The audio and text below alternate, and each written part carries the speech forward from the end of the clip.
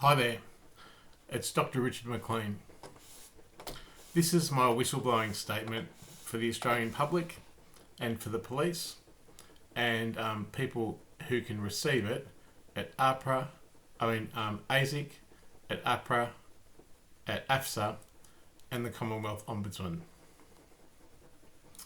I'm a legitimate government employee because I have a Department of Social Security login, and I'm a person who is able to make this statement to a person who is able to receive it.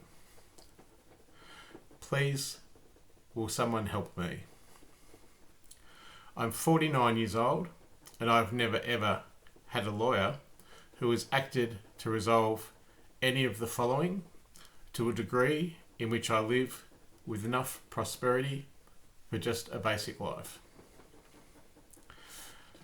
I'm a person with a disability, and it's against the Charter of Human Rights of people with a disability in this country that I don't have equality before the law or access to the law. I wish to say straight up that this oppression from the Australian government has literally murdered me. I suffered a fatal self-inflicted injury in Werribee Mercy Hospital in February 2021, from which I was accidentally found with zero pulse, unresponsive, and I was revived from certain death. There is no recourse for that abandonment of duty of care and for the movement of oppression which led me to that tragedy. Because harm has been wished upon me and harm happened to me. A little bit about me. I'm a former Human Rights Awarded author and I've got a public profile. I now have a brain cognitive impairment and also a mental illness. I was diagnosed with schizophrenia when I was about 21. I'm suffering greatly. I've got the evidence of that years of oppression, which was the fatal self-inflicted injury inside Werribee Mercy Hospital. After that, my life got worse. There's no room for joy. There's no room for a job. There's no room for friends. There has been no peace for me for quite a few years now. There is no money, and my reputation is in tatters.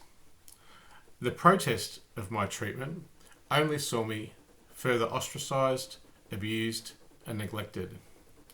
There's no compensation from the hospital. I just wish to say so far that I'm a failed whistleblower, and whistleblowers in this country have a hard time. I'm a failed whistleblower at ASIC, at APRA, at AFSA, and the Commonwealth Ombudsman. And today I share this video to them to reintroduce this whistleblowing document. The issue goes back and is multi-tiered, and it goes back in a number of ways. A malpractice case happened in 2017 with a doctor called Dr. Whitaker. I don't wish any harm on Dr. Whitaker, and I want nothing to happen to Dr. Whitaker. He's a good doctor. He made a mistake though. Now, I went to him and I said I was suicidal. I recorded it off the cuff because I was testing my reality. My reality in my perceptions has a way of being not accurate to reality. So I was testing it. I recorded a conversation with him and I forgot about it. Now afterwards, I had a fatal suicide attempt from medication which he prescribed in the same session that I said I was suicidal. I brought it up as a complaint after I found my suicide attempt and I'd moved house. And to this, it was unbelievable what happened. I didn't know, but I was framed as some kind of extortionist by Mr. Russell Ball. He is a lawyer who informs government policy and advises the National Ombudsman. I was framed as an extortionist for having made that innocuous recording of the GP. As I said, I wanted to test my own reality as to see what I was saying was making sense. He then acted with impunity, with much money and extraordinary political power, to silence that evidence, and I've never ever had a lawyer, and that was never taken to court as a malpractice case. He silenced me at the following places: Millennium Medical Centre, the Health Complaints Commissioner, the Mental Health Complaints Commissioner, the police, IBAC, NHP OPC, APRA, and up to the Commonwealth Ombudsman. Now, he's a person who informs government policy and advises the Ombudsman. I only realised that this was the case after I received a Freedom of Information from the Health Complaints Commissioner, in which he slandered me internally to these government organisations as a government informer and as a government aligned employee, and with extraordinary power. Now, the other issue that I have is that of my former partner, Steve Isonides. We were together for 5 years, from 2010 to 2015. He's a very clever person. I don't wish him harm like he wishes me harm. He worked for Apple first, and then he worked for ASIO. He owes me a fair, equal settlement from our 5-year relationship in which we were engaged to be married. Currently, he's threatened via social media to kill me and kill my dog. I can't accept that. Whilst he was earning upwards of $30,000 and $40,000 a month working for the Secret Service, I was on a disability pension and doing a master's degree in education, and I was actually fundraising for the Royal Children's Hospital, the Banksia unit of young people and teenagers affected by mental illness. And I used my book called Grogan the Monster, In What Do You Love, as a key mechanism in which to raise funds and do a book launch for the Royal Children's Hospital. My intentions have always been the best.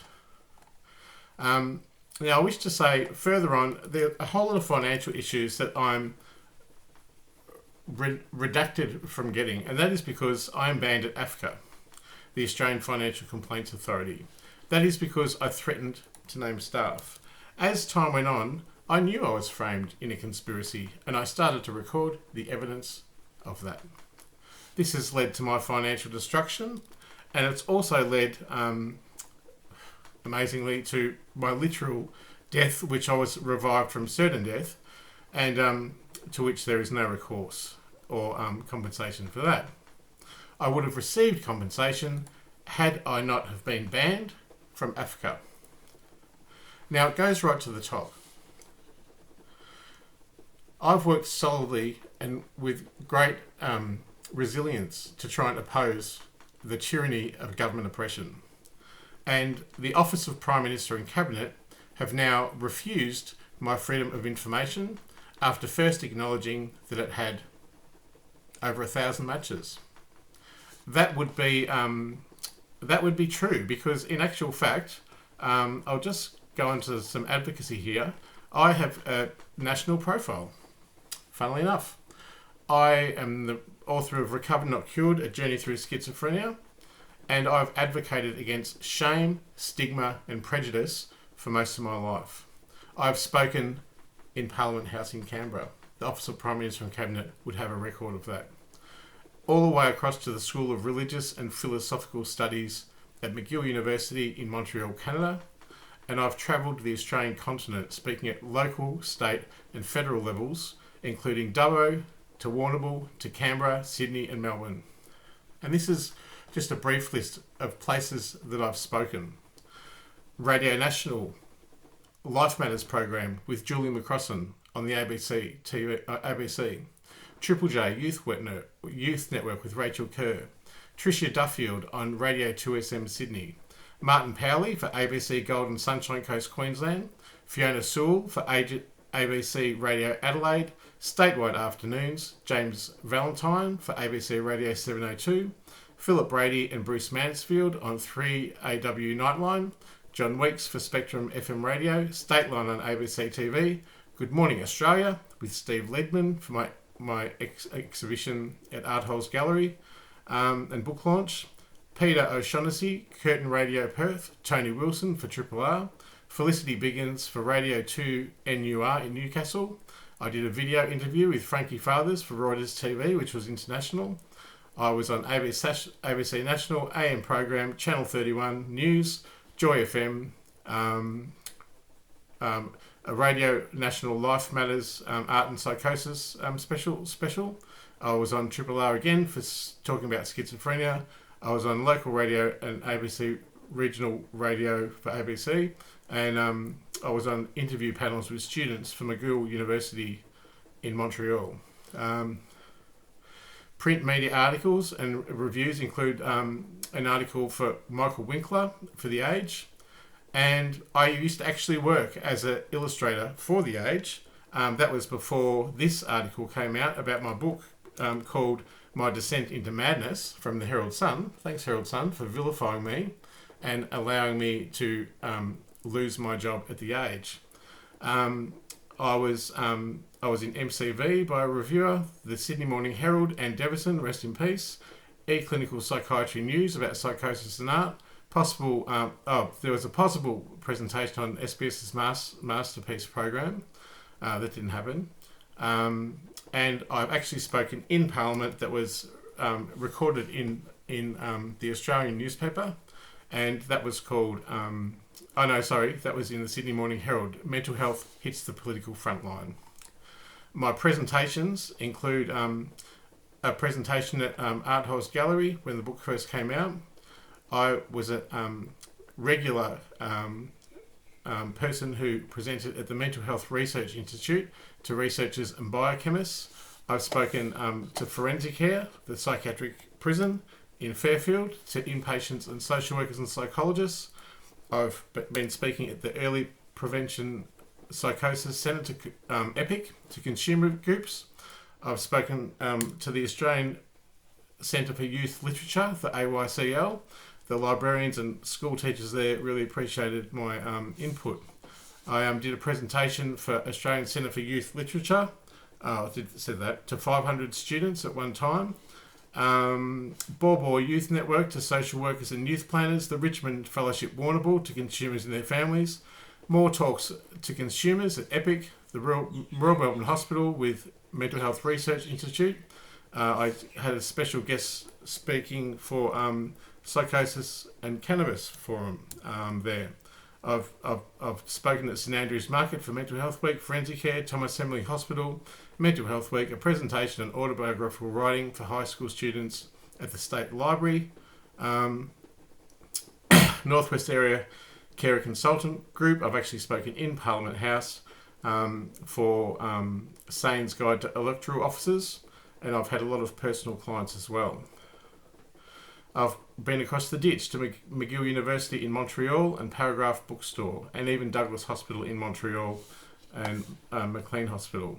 I've had articles in E-Clinical Psychiatry News about psychosis and art, reviews in worldschizophrenia.org hard copy, mailed out USA and Canada, and I was the guest speaker for opening the Sydney exhibition called Art Against Stigma in Sydney in 2005.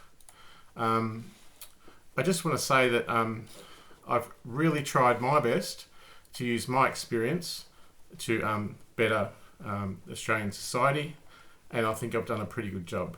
Now, all of that would be recorded in National Archives, and it would be recorded at the Office of Prime Minister and Cabinet, especially now that I've got a former partner who is an ASIO employee and that I'm banned from various fundamental federal agencies. The Office of Prime Minister and Cabinet have now refused my freedom of information, and I'm rejected at the Australian Human Rights Commission for actually detailing all this and trying to get my justice. In actual fact, there was a case before the Australian Human Rights Commission with Liz Lindbergh about my rejected super and TPD payment that I was rejected from Australian super, and I've got evidence that they free kicked that to the opposite team, TAL Underwriting, and in that we can be certain that the Australian government is behind my persecution. That is because I reached out to TLC, I can't remember, otherwise, and I reached a tiny settlement. So this profound oppression and victimisation has already seen my fatal injury, and that's been covered up. It's really painful to die, by the way. It's really painful. And it's even more painful to exist in a world where every single public official who is bound under the Charter of Human Rights of People with a Disability to act ethically, that no one has crossed the floor on this issue when it comes to my systemic, profound victimisation. Victimisation is a crime that is against the law in this country. And I do not accept that this is happening to me. I don't accept that a person with a disability, such as me, has no access to the law or equality before the law, despite the Charter of Human Rights that is the foundation of all laws in this country. I don't accept that a person came to suffer a fatal injury inside a public hospital with zero recourse. I don't accept that it is me who's identified as the bad guy when it's people with these things in common: money, power, privilege. Many people could stop this instantly.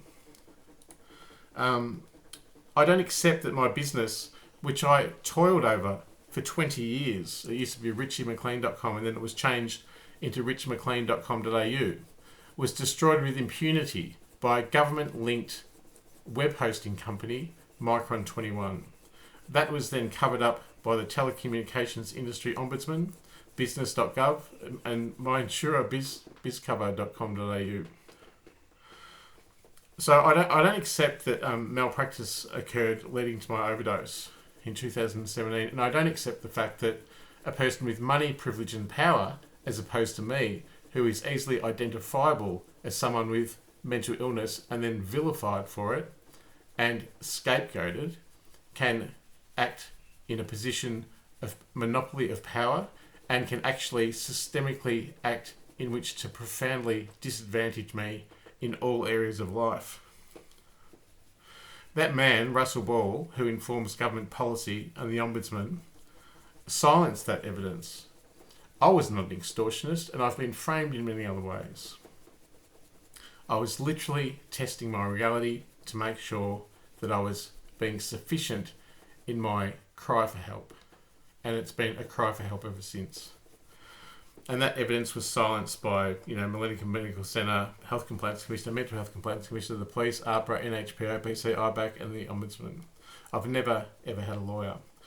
At the same time as all this was going on, my recollections of sexual abuse from someone close to my family home were thrown out of court by a Geelong VOCAT magistrate, and she cited me as doomed to fail.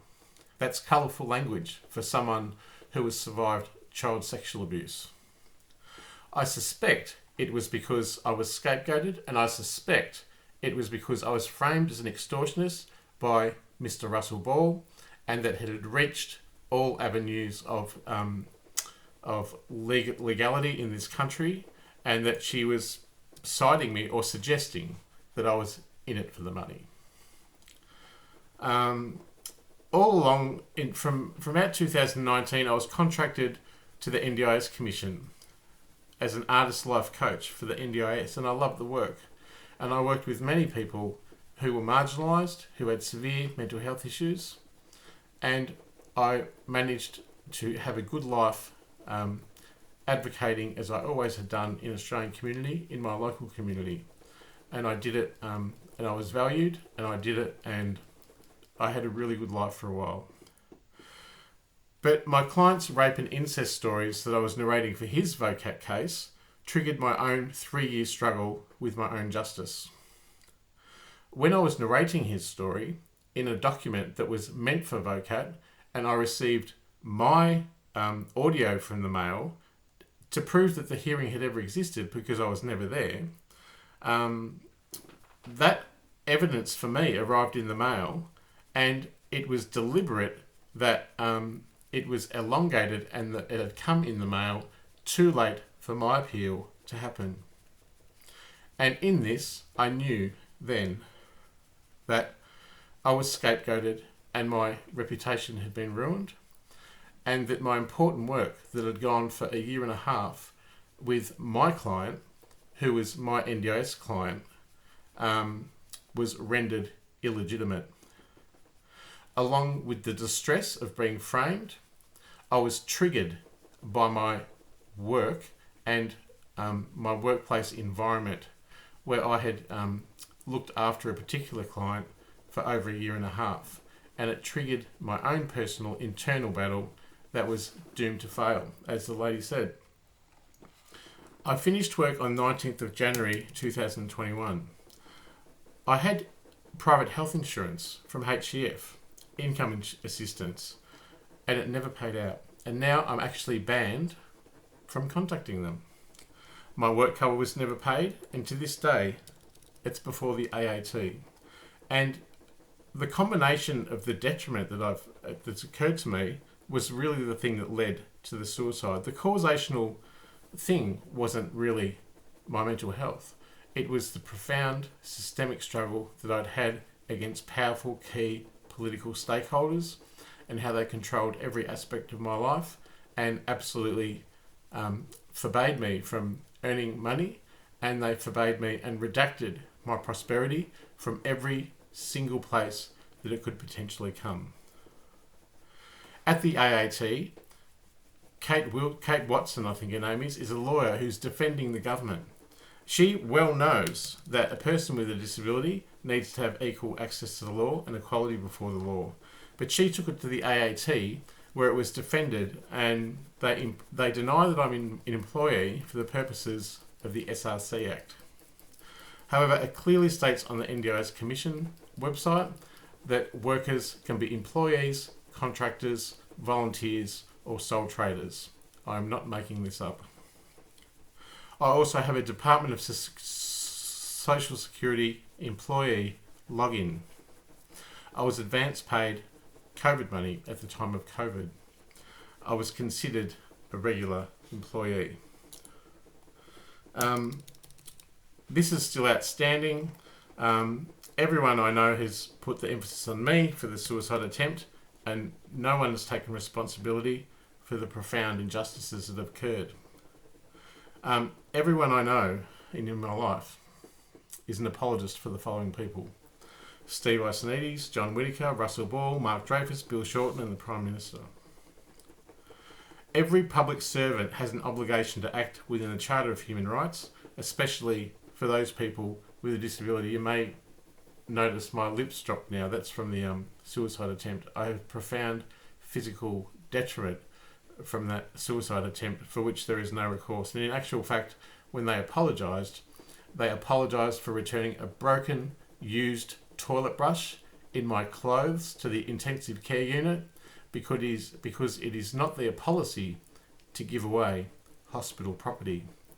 And with that vile apology came the audacious feeling from them that they could do what they want, and they knew that I had no power.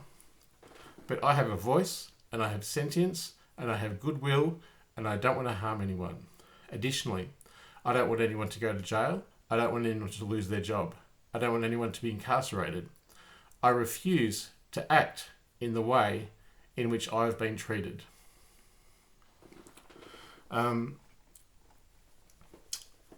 So recently, I was squatting because I couldn't afford rent. None of my injustices paid out, and this world of oppression, which was very public, kept me silenced and in the dark, and really used stigma, shame, and prejudice, the things I advocated against for many years, against me, and it had now become my cross to bear. The police and Werribee Mercy Hospital and everyone I knew oversaw me in a couple of years of vagrancy, squatting at my place at 2 McCubbin Street in Footscray. And Hung Ho, Avitafale, my landlord, while I was in hospital incarcerated as a political prisoner, took my entire worldly possessions and took them to the tip. That's my whole life. That's my drawings, that's my clothes, that's my passport, that's my documents, that's my furniture. They took it all to the tip. When I left Werribee Mercy Hospital recently, only a few weeks ago, they released me with only a paper bag full of clothes. I wish to say that I was kept in hospital because I was distressed, yes, and whistleblowers don't have many rights in this country, and whistleblowers also suffer profound neglect and abuse and victimisation from a world that won't listen to their stories. This distressed me. It distressed me so much, I wasn't working anyway, but it really amplified my inability to work. They kept me in the hospital over 2 months because they said I had a cognitive brain impairment. Now that obviously is relating to the suicide attempt that was covered up. They did a neurological test and they did an MRI, but still they refused to release those documents. Those documents might have helped me get a better deal with the NDIS, and they might have helped me to get some help for myself and some assistance, which I really desperately needed. The hospital rejected me to a homeless shelter in West Melbourne with that paper bag full of clothes. And from there, I was threatened with incarceration because I'd used street drugs to mimic the feeling of and the benefit of dexamphetamine treatment, which Dr. David Horgan from Kew advocated for me for, and which I was a grand success on. In fact, I did a master's degree, I did a doctorate as a PhD student, and I'm a doctor now, and I ran my own business for 2 years. I published books, I published a diary of my life's work, and I fundraised for the Royal Children's Hospital with a children's book in which I created and ran my own business for 2 years, and I did it very successfully.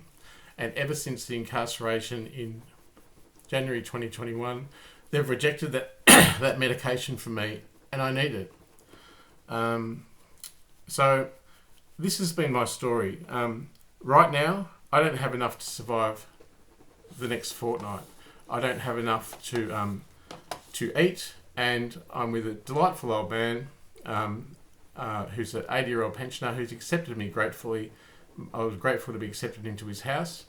And I just wish to say, this is my whistleblowing statement. I don't want much. I just want a simple house with my dog and me, and I would like to be protected from oppression, and I would like to have my voice heard, and I would like to be valued as a member of Australian society, and I would like to have equality before the law and access to the law. I don't want to be persecuted by police, and I don't want to be set up to fail, or I don't want to be identified as someone who has done a criminal act, such as defrauding the tax system, or trying to get my NDIS funds for my own purposes just to survive. And I've done dodgy things to do that. But I've been forced by the hand of oppression, which has led me to those desperate measures. My name's Dr. Richard Mclean, and I don't wish harm on anyone. In actual fact, the absolute opposite. If you added up all the detriments that I'm owed to be paid right now, it would be a grand amount. However, I act with humility and a simple life lending from Buddhism, and I don't wish for lots of money, and I never have. And in actual fact, I've survived on very little for a long time.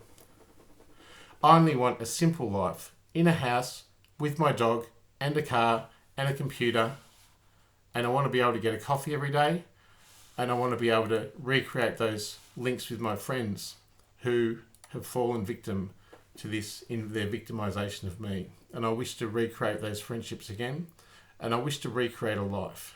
I wish to recreate a life that's meaningful, and I wish to recreate a life that has the potential, at least the potential, to get in touch with my family and friends again, because so much has been lost. I've acted with the best of intentions my whole life to make the world a better place. And now it's up to Australia and all the people that I helped and all the people that guested me in their programs and all the people that invited me to speak with their programs to spread this message systemically and universally and ask for protection from oppression from rich and ask for some justice and ask for some equality before the law and some access to the law.